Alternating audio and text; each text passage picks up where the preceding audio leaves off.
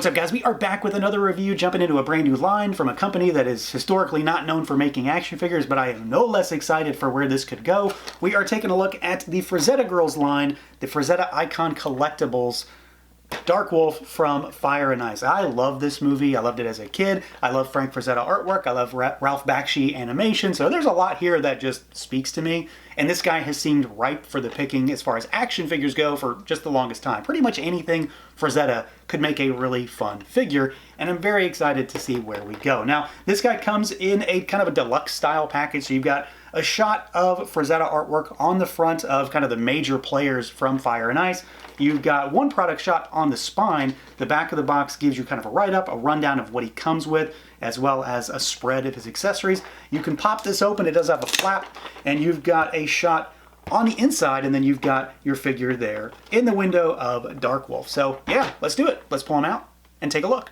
And here we go, out of the package, our Frazetta Girls Darkwolf figure. And, you know, again, I have been dying to get my hands on this guy for a number of reasons, not just because I like the movie or I like the artists that are involved with the creation of this character, but also because it's a brand new line, so that's kind of fun on its own. And this might be one of the craziest debut figures I've seen in a while, because this guy is just built with articulation and aesthetics in mind for sure.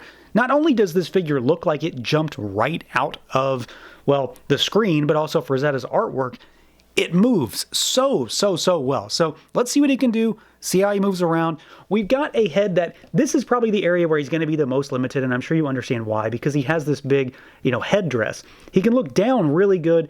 He can't look up too well, or really at all. You do have some tilt, you've got rotation. Your arms go out at the shoulders.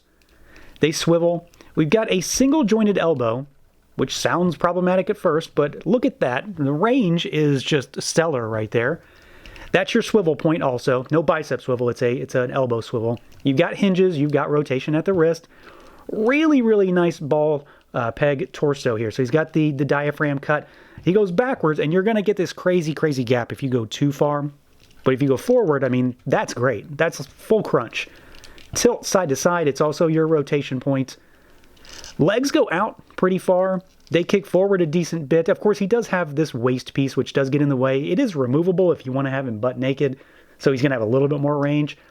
You can get him to go backwards only slightly.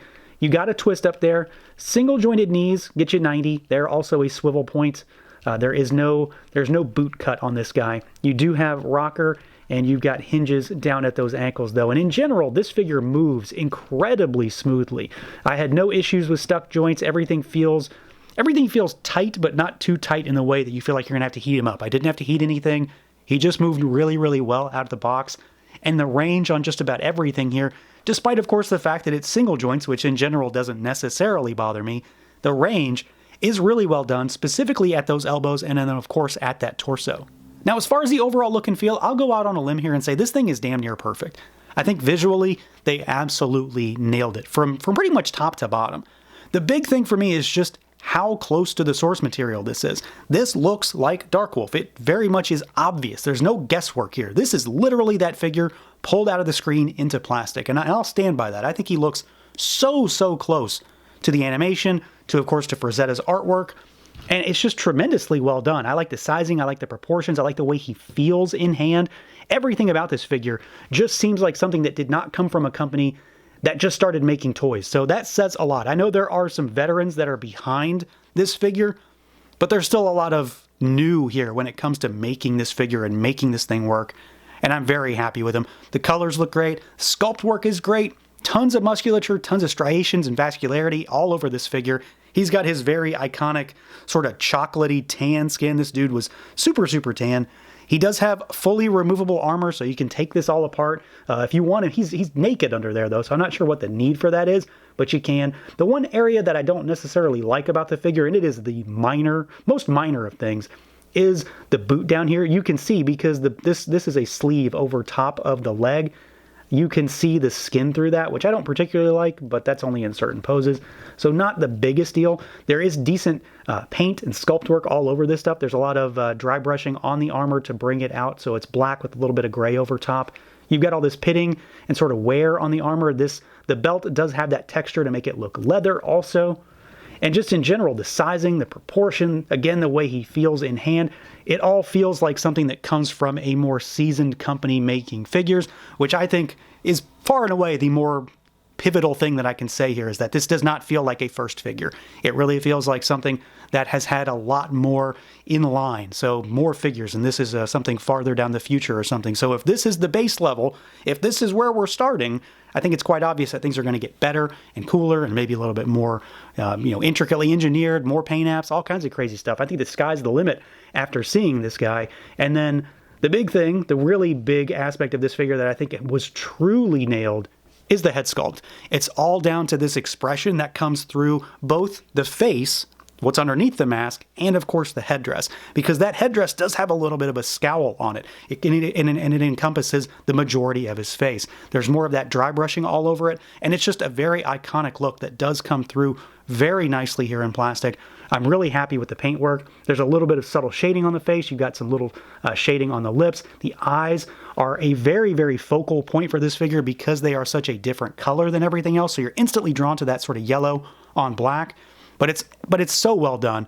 The sculpt work, the sizing, the proportions, the color, everything. I think they truly nailed that head sculpt, and it tops off a very, very impressive figure in just about every other respect.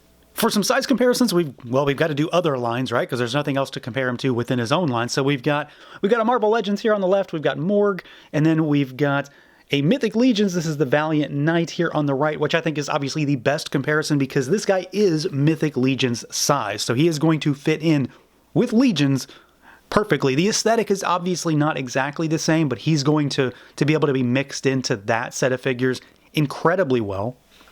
Let's do a Figuarts, and as usual, it's going to be Superhero Piccolo.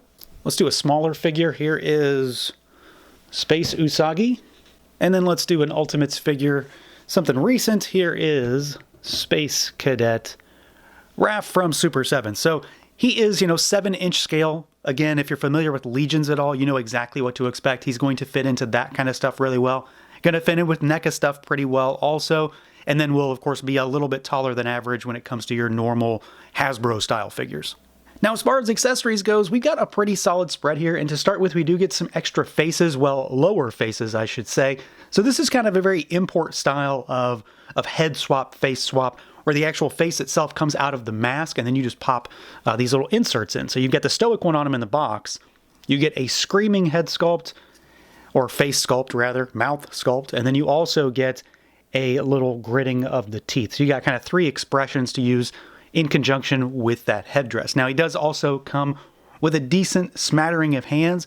So you get these sort of relaxed hands on him in the box. You get a set of open palm, slightly grasping style hands. You get a set of vertically hinged gripping hands. You get a set of fists.